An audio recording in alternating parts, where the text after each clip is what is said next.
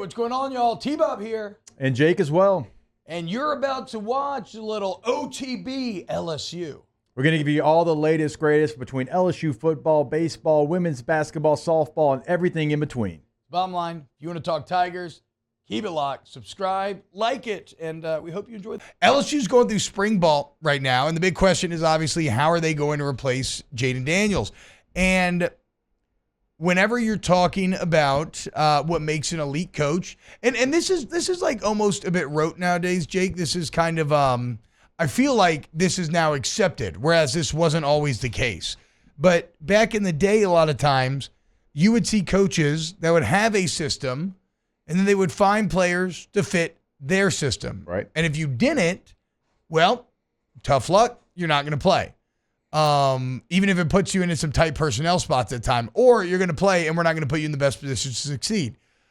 Nowadays, I feel like it's pretty common practice where no. You have to, you can have your kind of broad strokes of what you want to run, but you have to, at the end of the day, you have to tailor and customize your scheme to highlight your player strengths and hide their weaknesses. Here's what Brian Kelly had to say when asked about changing it around Garrett Nussmeier. Each year, you're always going to build it around players, not plays. Each year is going to have a little bit of change. This is still going to be about finding the best playmakers and getting the ball like it was last year. Garrett is a different quarterback than Jayden, and we'll look to do things that highlight him. The nuances within the offense in terms of attacking, pushing the ball downfield, having balance between the run and the pass, that's not going to change. But the players involved, we have to be able to highlight what they're good at and what their strengths are. That's where you'll see the changes. Again, I know it may sound boring to some, but I still love hearing it that explicitly stated. That has to be the case, right? I mean, you have to look at these players, and plays that were successful last year, they might not be successful, but that doesn't mean that you can't have plays that will be successful this year that weren't last year. It is a completely different group. And you're right, T. Like, when we were playing college football, we were running 48 horn balls regardless of who the quarterback, running back, tight ends, offensive line was. That's what it was going to be.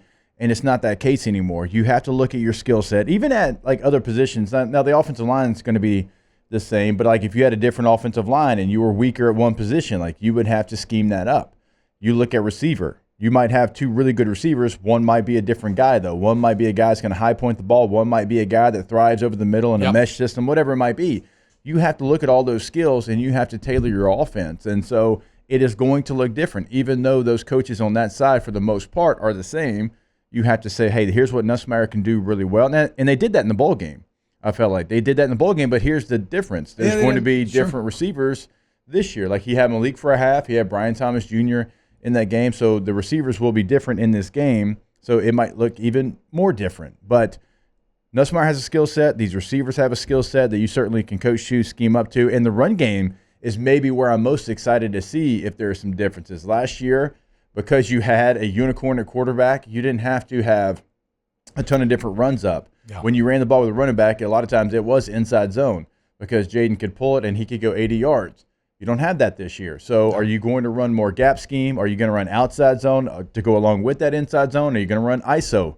2019 offense, nobody ever talks about it because how great they were. They ran ISO to perfection in some of those games. The Florida game, and Thad Moss was the guy leading up on the ISO. That was a wrinkle in that game, right? And so are you going to do those things this year? I would think so.